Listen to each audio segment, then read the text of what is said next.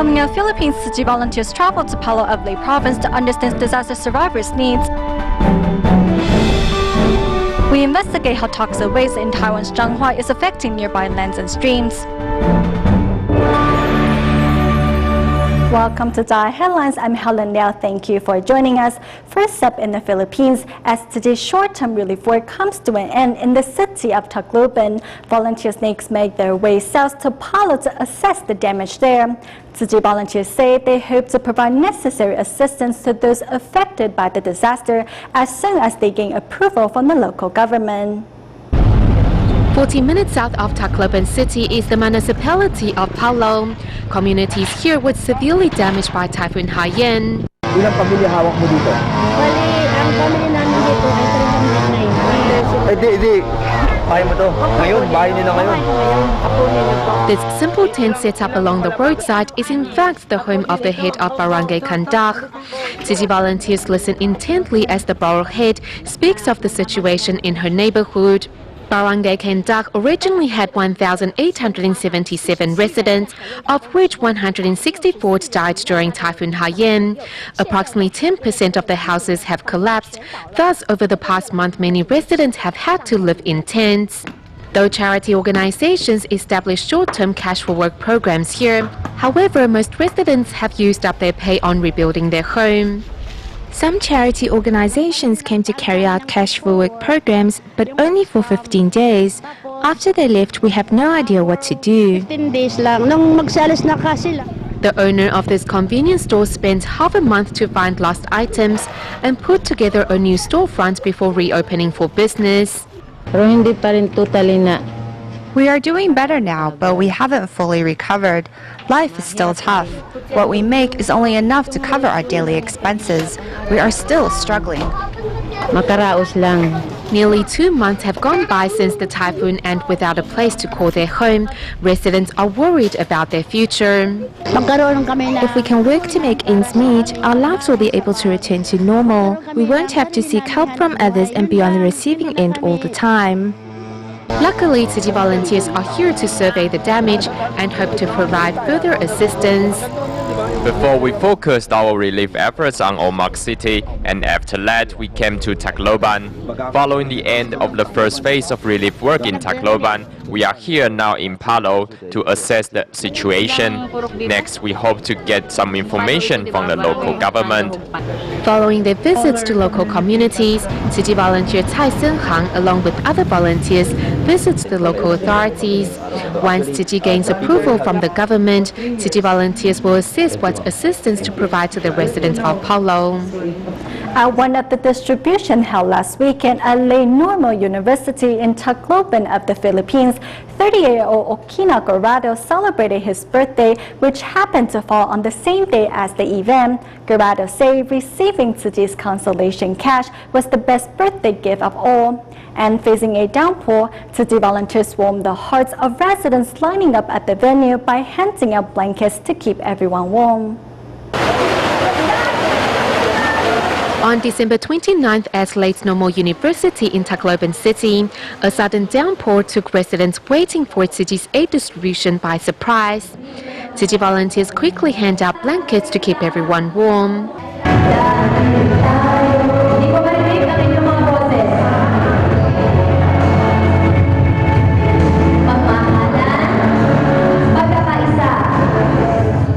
With 6 aid distributions to be carried out across 2 different venues, Tzu Chi volunteers are bringing love that is creating a ripple of goodness in residents' hearts.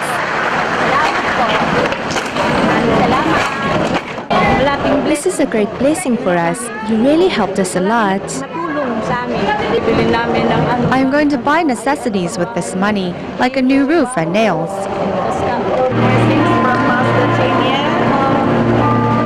As volunteers hand over the consolation cash with respect, they are not only extending Master Zheng Yan's blessings, but also the love of Tzu Chi volunteers worldwide. Coming here, you've really helped us a great deal. If you had not come to Tacloban, we wouldn't have been able to clean up our neighborhood. The distribution venue may be packed. However, each of the residents on site feel the warmth of Tzu Chi, while the volunteers themselves relish in the joy of giving. Okina Jurado lives in the city center of Tacloban, and as he leads city volunteers to his home, our DaAi TV reporter nearly tripped over the debris that still clutters the roads. Typhoon Haiyan destroyed the second story of Jurado's home and left the ground floor tilted and no longer safe to live in. When the typhoon came, I told my wife and child to stay in the temporary shelter, and I would stay at home to look after our belongings.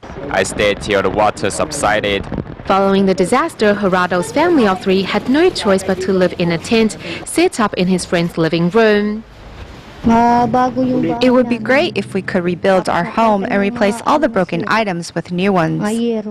As the day of the distribution happens to be Jurado's birthday, his wife cooks a meal to celebrate. Nonetheless, what makes the man most happy is being able to meet Tsuji on this day. I'm truly happy to be able to receive this help from Tsuji. I'm just overjoyed.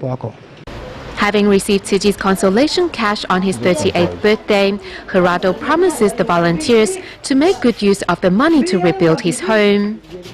Following Super Typhoon Haiyan in the Philippines, to help Tacloban residents return their lives to normal, the local government has started plans to build 1,200 prefabricated houses around the disaster zones. However, without an exact date on when these houses will be finished, many disaster survivors have decided to rebuild their homes with the limited funds available to them. Right now over here, workers are speeding up the process of the building of government-commissioned prefabricated housing. Disaster survivors will only be able to live in these homes for 2 years, and all the buildings are made out of wood. Let's go inside to see how big the homes are. Each home accommodates a family in an area that is less than 10 square meters.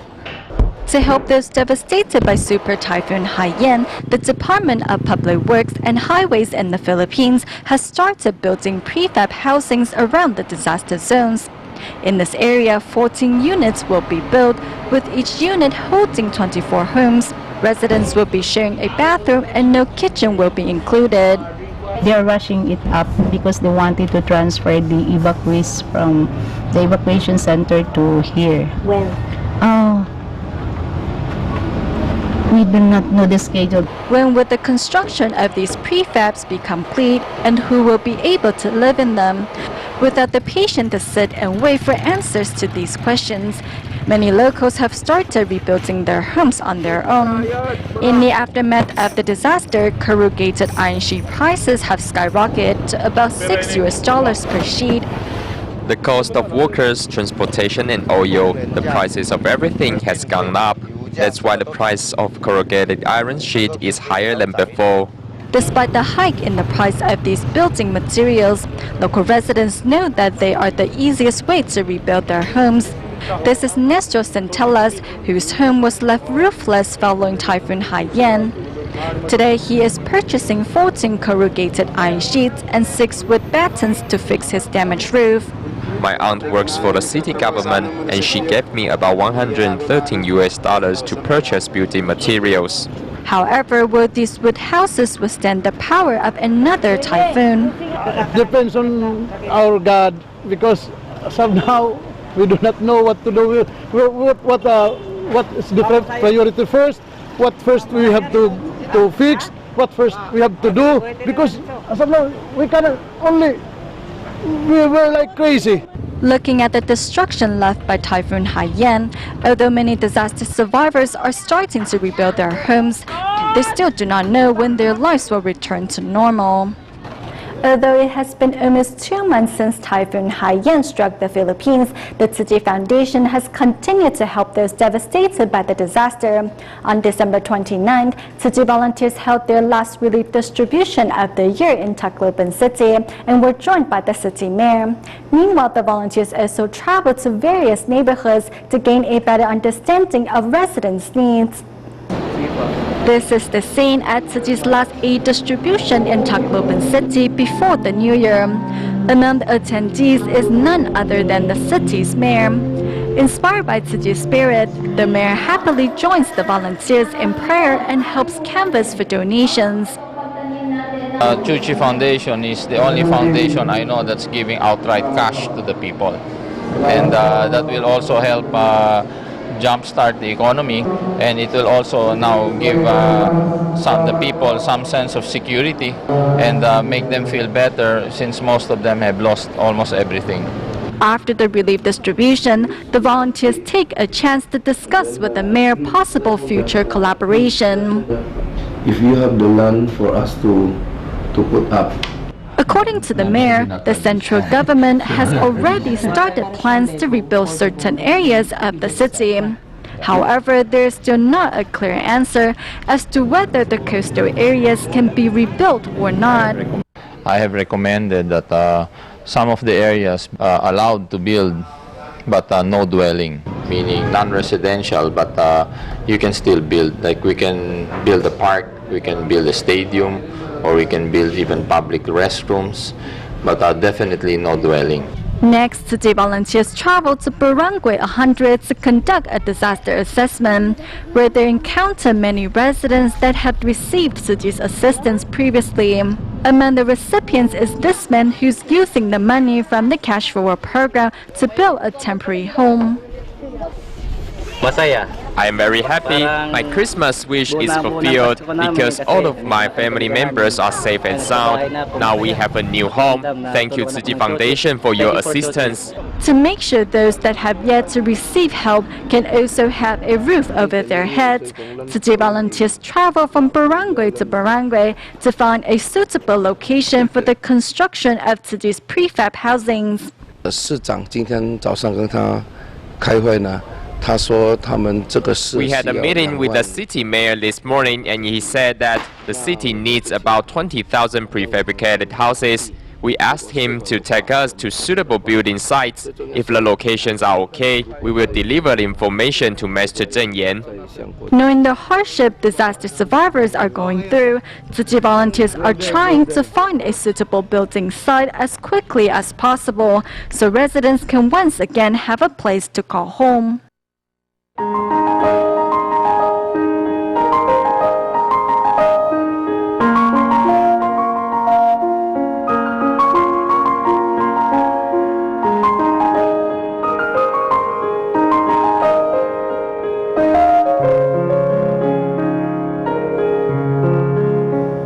For our next report in Taiwan, we follow environmental inspectors' footsteps as they travel to Zhanghua to investigate the report that local electroplating factories have used hidden pipes to discharge toxic waste into nearby streams, and also to learn how the government plans on imposing stricter punishment to fight such criminal acts. This rainwater is electroplating wastewater that contains high levels of acidity. It comes from an electroplating factory that has used hidden pipes to secretly discharge it into nearby streams. These underground pipes are connected to a nearby canal. Digging out the cement, you will find a huge secret pipe through which the untreated wastewater is discharged into the nearby irrigation system. That irrigation canal is colored black, green and red, all sorts of colors. Nearby farmland is barren and cannot grow any crops. Over the years, 10 electroplating factories in Zhanghua have secretly discharged heavy metals and cyanide into local water system. As the wastewater contains cyanide, comes acid and will produce hydrogen cyanide. The factories normally release the wastewater at midnight or on rainy days. Using radar, inspectors of the Environmental Bureau find the location of hidden pipes. Dozens of containers used to store hazardous substances were also discovered. If they were unable to discharge the toxic waste, they store it in containers instead. The toxic wastewater polluted 270 hectares of farmland. Underground water is used by farmers to irrigate their rice fields. However, we found the rice has been polluted by heavy metals, so we strongly suspect that the factories dumped their toxic wastes into the underground water system. Environmental inspectors say if toxic wastes are discharged into underground water networks, it is not only hard to trace the source of toxic substances, but also extremely hazardous to the biological ecosystem of the area.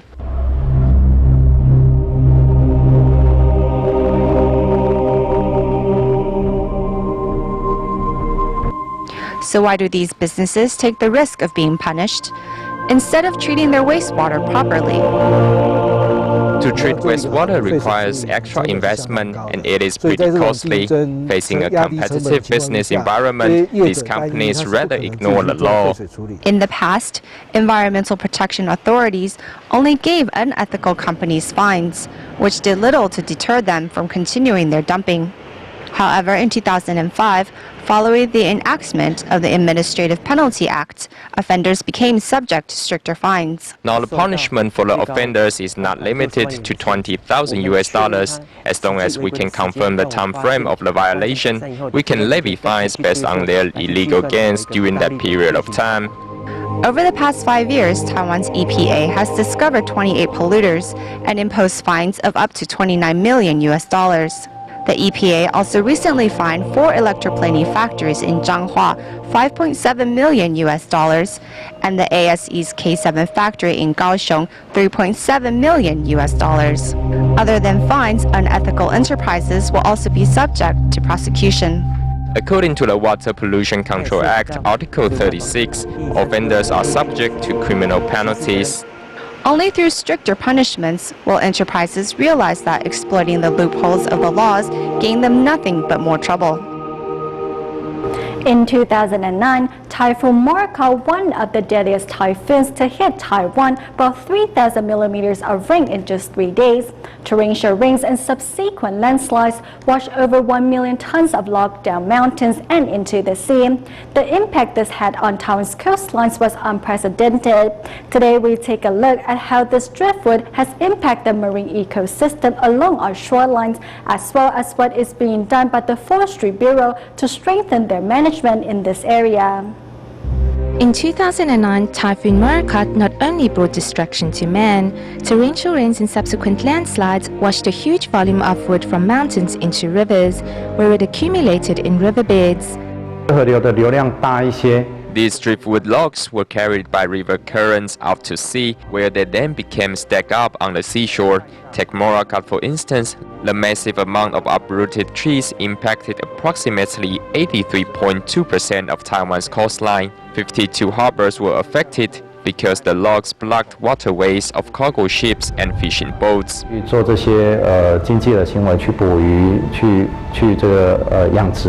Not only did these logs impact fishing and shipping lanes, they also harmed marine life. In the aftermath of Typhoon Morakot, coral reef coverage in and around Kending decreased from 50% to some 20%. These driftwoods in the ocean are threatening the survival and growth of coral reefs. Taiwan's forest law stipulates that local governments have 1 month to clean out any wood that has been carried outside the boundary of the national forest after a natural disaster, after which local residents may collect freely the remaining wood. For residents of Pingtung's Lemay Island, driftwood has become an important part of their livelihood.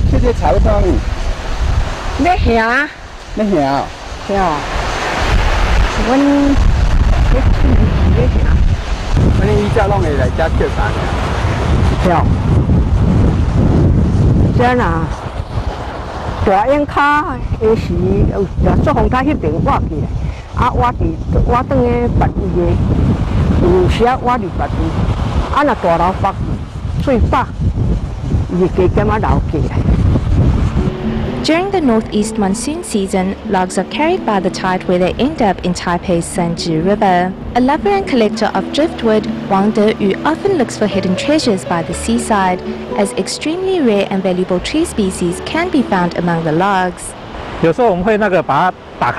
Sometimes we have to check inside to determine what tree type it is, otherwise they all look the same. This is also a Formosan cypress, so I often say every 3 steps you take, you will find a Formosan cypress. This is first-class wood, the Formosan cypress. Although driftwood is considered precious in the eyes of artists and residents, the large volumes of logs in the oceans not only affect coastal environments, but also warn of the severity of soil erosion in the mountain regions. Proper governance of slopelands will make a difference. However, with climate change, we are experiencing heavier rains. I guess we will continue to experience natural disasters of this magnitude in the future. It takes decades to nurture a tree. However, it's just a matter of seconds before a tree is uprooted and becomes driftwood. As disasters are becoming ever more frequent and more devastating in magnitude, perhaps this is nature's warning to man to be more humble and to live in harmony with nature. In Quanzhou, Fujian Province, China, Tzu Chi volunteers held another winter aid distribution for care recipients. During the distribution, volunteers also offered to wash the hair of seniors, an extra touch that warmed the hearts of many. One 82-year-old care recipient also brought a note of thanks to express his gratitude for the volunteers' continuing care and attention. As Taiwan Tzu Chi volunteers arrive at the distribution site, they hear Southern Min being spoken, a dialect similar to the one they speak themselves. Many Taiwanese residents, in fact, can trace their roots back to the Quanzhou area. At the winter aid distribution, one 82-year-old senior brings a handwritten letter of thanks.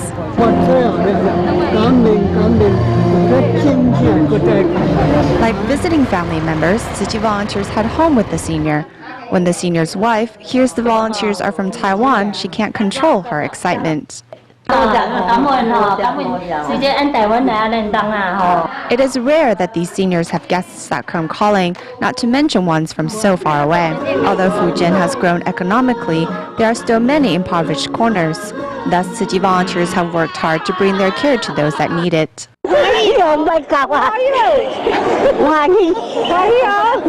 Tzu Chi not only provide recipients with aid supplies for the winter, but also a touch of love. Working in the haircut area, volunteer Li Bidu says it was Tzu Chi that showed her the error of her ways. It's been several years since I have addressed my mother-in-law, 20 years at least. It was after I absorbed the master's dharma that I really repented for my past behavior. Also repenting is Chai Qing-zhi, who has not shown her father love in years. I really need to learn from the Tzu Chi sisters. I haven't called my father dad in a while. Last year, Chen Jiajia received much joy from helping seniors carry bags of rice, and vowed to return again this year. I don't feel like I'm giving. Instead, I'm receiving warm smiles that deeply move me. While this year marks the first for Yang Shaowei and his wife. I felt impulsive. I wanted to rush over to help people lift their bags of rice. I felt much by being here. There's so many aid supplies and it's all going into the hands of those in need. After recipient Shi Tian'en received his aid supplies, he stayed on to help break down cardboard boxes. Life is short. I don't have many years left. Seizing the moment to reciprocate in these winter days, acts of kindness warm the heart. We stay in China at the end of the show. At the year-end blessing ceremony held at Guangdong, Shenzhen, Tzu Chi volunteers thoughtfully set up a childcare center so parents could attend the ceremony free of worries. Meanwhile, a volunteer also shared with participants the changes her daughter has made after joining Tzu Chi. We will leave you with these images. Happy New Year. Goodbye.